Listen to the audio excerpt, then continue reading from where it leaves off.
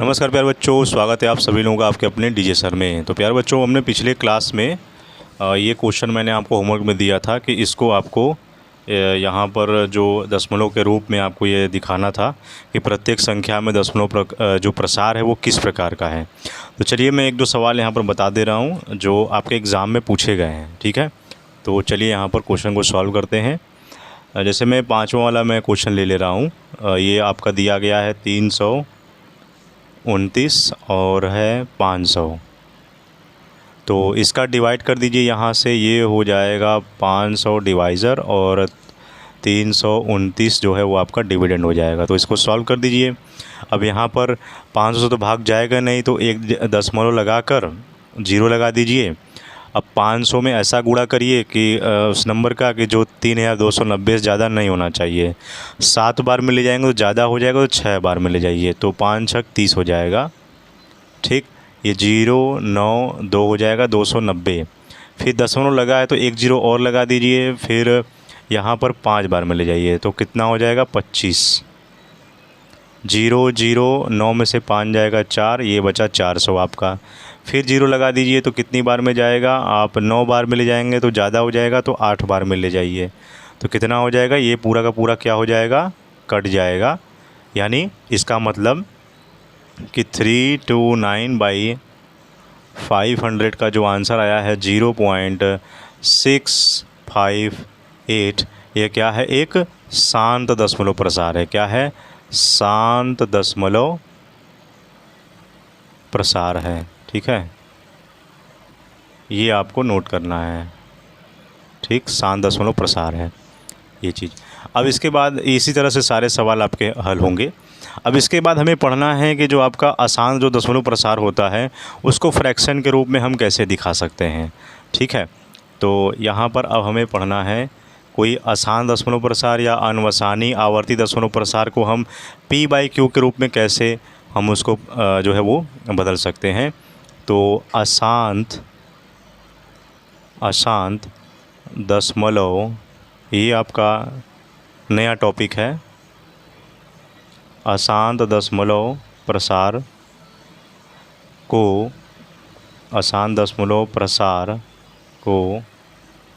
p/q के रूप में हमें उसको दिखाना है। तो p/q के रूप में कैसे दिखाएंगे, जैसे मैं एक एग्ज़ाम्पल के ज़रिए आपको मैं समझा रहा हूँ कैसे उसको सॉल्व करेंगे।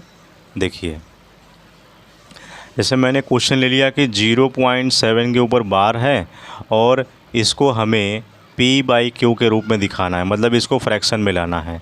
तो इसको हम क्या करेंगे, इसको हम मान लेंगे x। क्या मानेंगे, इसको हम x मानेंगे। तो हम इसको x बराबर 0.7 बार हम ये लिख सकते हैं। अब यहाँ ये जो बार लगा हुआ है इसका मतलब ये 7 क्या कर रहा है, रिपीट हो रहा है, ये 7 बार बार नंबर आ रहा है। तो इसको हम ऐसे लिख सकते हैं 0.7777। इस तरह से हम जो है मतलब नंबर को हम लिख सकते हैं। तो अब यहाँ पर वो नंबर जो है वहाँ पर एक नंबर की पुनरावृत्ति हो रही है। तो अब हम इसमें क्या करेंगे कि अब जब एक नंबर बार बार रिपीट हो रहा है तो हम एक 0 मतलब 10 का हम इसमें दोनों तरफ गुणा कर देंगे। तो इसमें आपको लिखना है, ये आपका जो है वो समीकरण 1 हो जाएगा। अब इसमें आप लिखोगे कि समीकरण 1 में दोनों पक्षों में 10 का गुणा करने पर तो दोनों पक्षों में 10 का गुणा कर दीजिए, कितना हो जाएगा, ये हो जाएगा 10x बराबर ये हो जाएगा 7.777। इस तरह से क्या होगा, ये रिपीट होगा और ये समीकरण जो है वो आपका दूसरा हो जाएगा। अब हम क्या करेंगे कि समीकरण 2 में से समीकरण 1 को घटाने पर यहाँ पर लिख दीजिए, समीकरण 2 में से समीकरण 1 को घटाने पर तो घटा दीजिए, यहाँ पर 10x माइनस x हो जाएगा 7.77 और ये आपका हो जाएगा माइनस 0.77। इस तरह से तो ये हो जाएगा 9x इक्वल टू क्या हो जाएगा, ये हो जाएगा 7 हो जाएगा। तो x इक्वल टू क्या हो जाएगा, यहाँ से 7/9 हो जाएगा, ठीक है।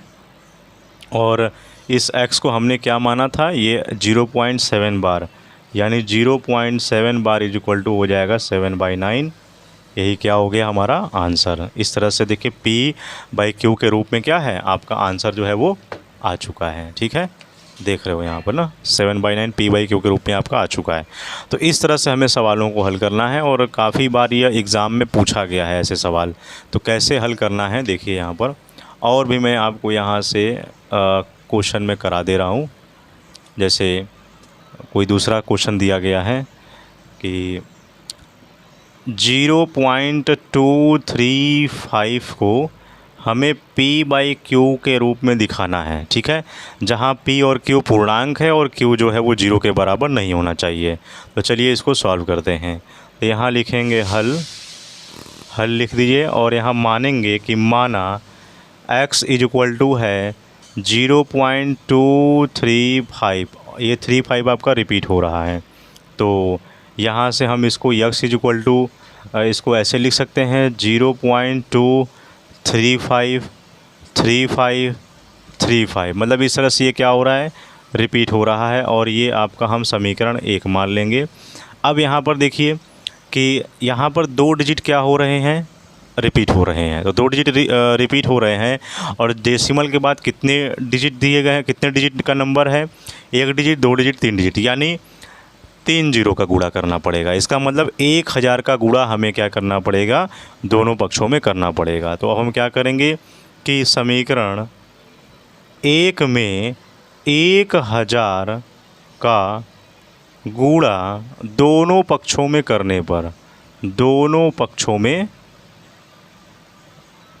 करने पर, तो यहाँ पर 1000 x हो जाएगा और यहाँ पर 2 देखिए क्या है, अब 1000 है तो यहाँ पर 3535 रिपीट हो रहा है।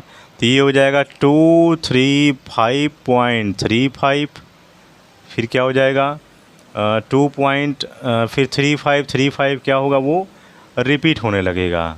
ठीक है, तो इस तरह से ही आपका हो जाएगा। अब इसको हम समीकरण क्या बना लेंगे, 2 हम इसको बना लेंगे।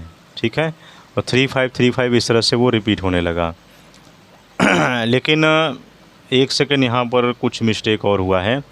हमें ध्यान देना है कि जब यहाँ पर 1000 गुणा करेंगे तो यहाँ पर डेसिमल के बाद ये नंबर हमारा सेम होना चाहिए।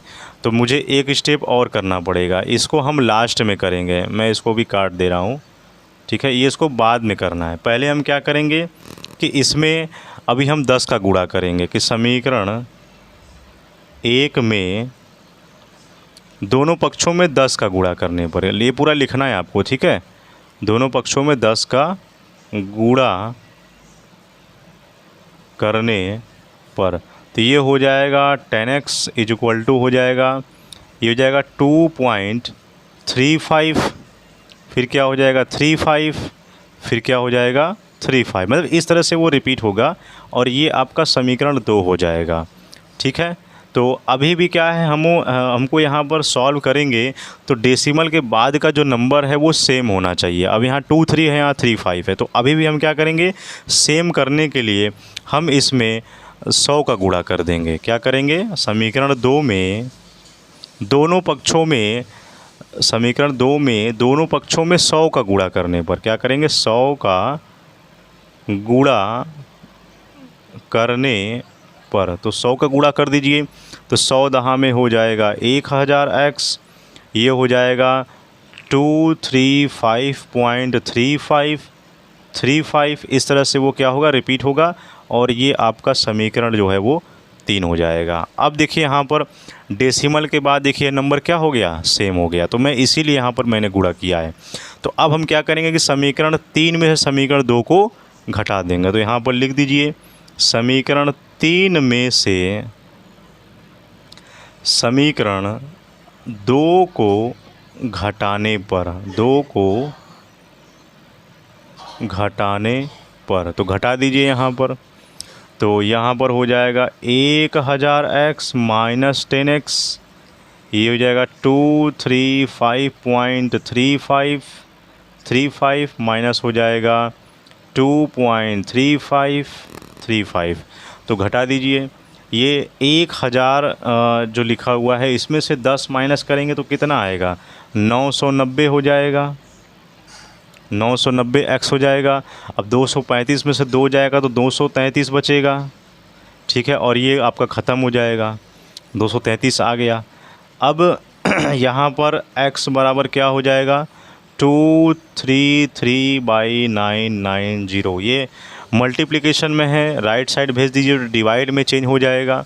तो यहाँ पर आपका जो है ये x बराबर इतनी वैल्यू जो है वो आ गई। अब x को मैंने क्या माना था शुरू में, देखिए x को मैंने क्या माना था, यहाँ पर ये 0.235 के ऊपर बार लगा हुआ है, तो इसको यहाँ पर आप लिख दीजिए 0.235 233/990 जो है वो आपका ये आंसर है। तो ऐसे आपको करना है, ठीक है। तो आई होप आपको ये समझ में आया होगा कैसे करना है, और ये एक होमवर्क दे रहा हूँ जो आपको करना है, ठीक है। ये आपका होमवर्क मैं दे रहा हूँ, ये आपको करना है कि 0.00323232 को p/q के रूप में दिखाना है, ठीक है। इसको आपको सॉल्व करना है और इसका आंसर जो है वो आपका 8/2475 आएगा, 2475 आएगा, ठीक है। इसको सॉल्व करिएगा, ठीक है। तो चलिए अब हम लोग नेक्स्ट पढ़ते हैं। इसके बाद अपरिमेय संख्याओं का दशमलव प्रसार। अपरिमेय संख्याओं का दशमलव प्रसार कैसा होता है, ये तो परिमेय संख्याओं का हम लोगों ने निकाला। अब इसके बाद अपरिमेय संख्याओं का दशमलव प्रसार कैसा होता है, देखिए ये जानिए यहाँ पर कि कैसे उसको निकाला जाता है, बहुत इम्पोर्टेंट है। तो अपरिमेय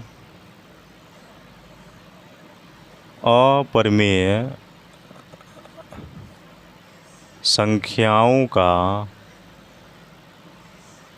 दशमलव प्रसार।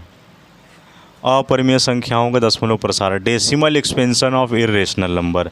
तो हम जानते हैं कि एक अपरिमेय संख्या का दशमलव प्रसार जो होता है वो एक अनवसानी अनावर्ती होता है, मतलब वो अशांत होता है, ठीक है। तो एक संख्या जिसका दशमलव प्रसार अनवसानी अनावर्ती होता है तो उसको हम अपरिमेय कहते हैं।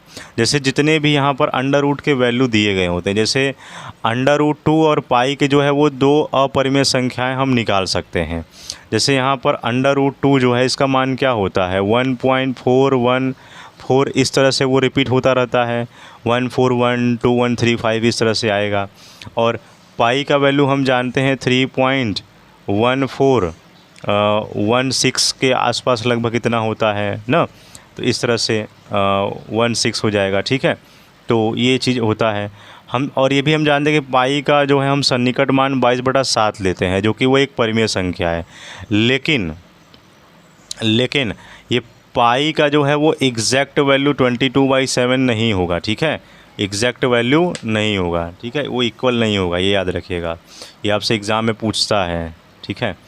तो पाई का मान देखिए, इसका थोड़ा हिस्ट्री जान लीजिए कि पाई का जो मान है, सबसे पहले यूनान का जो एक प्रबुद्ध व्यक्ति आर्किमिडीज़ थे, आर्किमिडीज़ जी ने ही यहाँ पर वो प्रथम व्यक्ति थे जिन्होंने पाई के दशमलव प्रसार में अंकों को जो है वो अभिकलित किया था, जिसमें उन्होंने बताया था कि 3.140845 जो है वो पाई के मान से छोटी थी, और ये पाई का मान एक और वैल्यू आया था पाई का मान जो कि वो सबसे बड़ी थी, और वो पाई उससे भी छोटा था, तो 142857 आया था ये पाई का मान, ये आर्किमिडीज़ ने बताया था। जो कि उसके बाद आर्यभट्ट जो कि एक महान भारतीय गणितज्ञ थे, तो उन्होंने उच्च जो है वो चाल, जो हाई स्पीड कंप्यूटर होता है और उन्नत कलन विधियों को प्रयोग करके यहाँ पर, मतलब बाद में जब मॉडर्न एरा में यहाँ पर उसको ट्राई किया, जैसे श्री रामानुजन ने यहाँ पर प्रैक्टिकल किया, और आज भी जो है वो उस पर चलता रहता है रिसर्च।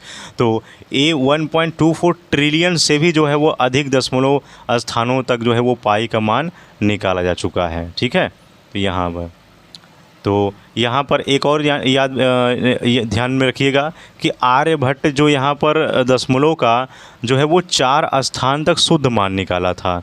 तो ये याद रखिएगा, कभी कभी एग्ज़ाम में पूछ सकता है कि आर्यभट्ट का पाई का शुद्ध 4 मान क्या होगा। तो आर्यभट्ट का जो शुद्ध 4 मान है पाई का जो शुद्ध है, एग्ज़ाम में पूछ देता है। तो ये है 3.1416, ये याद रखिएगा, आर्यभट्ट द्वारा दिया गया दशमलव के बाद जो है वो शुद्ध 4 अंक मान है। ठीक है, तो ये याद रखिएगा। अब हमें सॉल्व करना है जो आपके एग्ज़ाम में पूछता है। जो एक एग्ज़ाम्पल के तौर पर मैं आपको समझा दे रहा हूँ। क्वेश्चन है आपका कि 1/7 और 1/3 के बीच अपरिमेय संख्या निकालना है। 1/3 के बीच अपरिमेय संख्या निकालना है। अपरिमेय संख्या जो है वो निकालना है। तो अभी हम लोगों ने इसके पहले सीखा था कि उनके कोई दो संख्याओं के बीच परिमेय संख्या निकालना है। जब कोई अगर 4-5 परिमेय संख्या निकालना है उसका दो फार्मूला हम लोगों ने पढ़ा था। पहला फार्मूला ये था कि x + y/2 में रख करके निकाल देंगे, और जब 2, 4, 5 परिमेय संख्याएँ पूछेंगी तो हम d = y - x n+1 से x + d, x + 2d, x + 3d इस तरह से हम लोग निकाल लेते थे। लेकिन वो तो परिमेय संख्याओं का नियम था। लेकिन यहाँ पर क्या है कि ये एक अपरिमेय संख्या का नियम दिया गया है। तो इसके लिए हम क्या करेंगे, अपरिमेय संख्या को निकालने के लिए हम 7 से 1 में भाग दे देंगे एक बार, फिर उसके बाद हम 3 से 1 एक बार में इसमें भाग दे देंगे। फिर उनके बीच जो है वो जितना भी पूछेगा हम निकाल देंगे। तो चलिए यहाँ पर ट्राई करते हैं। तो उसका सॉल्यूशन हो जाएगा, मतलब हल। ठीक है, तो देखिए क्या हो जाएगा, 7 से 1 में भाग दे दीजिए। अब 1 से जाएगा, दशमलव लगा दीजिए 0। तो 7 × 1 = 7 हो गया, 10 में से 7 जाएगा, 3 बचा, फिर 0। तो 7 × 7 = 28 ले जाइए, फिर बचा 0। फिर यहाँ पर 2 बार में 7 × 21 ज़्यादा हो जाएगा, तो 7 दूना के 14, फिर 6 बचा, तो 7 × 7 = 49, 7 × 8 = 56, 7 × 9 = 63 ज़्यादा हो जाएगा, तो 7 × 8 = 56। फिर यहाँ पर बचा 4, फिर 0। फिर यहाँ पर 7 × 5 = 35, 7 × 5 = 35, 7 × 6 = 42 ज़्यादा हो जाएगा, बचा 5, फिर 0। फिर 7 × 7 = 49, इस तरह से लेते जाइए। तो यहाँ पर ये आपका आ जाएगा 49, फिर 1 आ गया, यानी ये नंबर देखिए रिपीट हो रहा है। अब 0.142857 में लास्ट में 1 आया, तो फिर यही नंबर क्या होगा, रिपीट होने लगेगा। फिर यहाँ पर 142857, 142857, 142857 वो रिपीट होता रहेगा। यानी 1/7 का जो वैल्यू आएगा वो 0.14287 क्या होगा, ये रिपीट होगा। ठीक है, एक ये वैल्यू आ गई। अब इसके बाद 3 से 1 में भाग दे करके निकाल दीजिए। 3 से 1 में भाग देकर निकाल दीजिए, कितना होगा। 3 से 1 में भाग दे दीजिए, यहाँ दशमलव लगा के 0 लिख दीजिए। 3 × 3 = 9 हो गया, 10 में से 9 जाएगा 1, फिर यहाँ पर 0, 3 × 3 = 9, यानी इस तरह से वो क्या होगा, 0.33333333 पूरा वो आता रहेगा। तो यानी 1/3 = हो जाएगा 0.3 के ऊपर क्या लगा दीजिए, बार लगा दीजिए, क्योंकि वो नंबर क्या होगा, वो रिपीट होता रहेगा।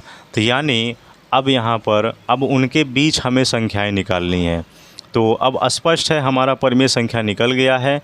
तो अतः 1/7 और 1/3 के बीच अपरिमेय संख्या क्या होगा, क्या वैल्यू आया था इनके बीच में।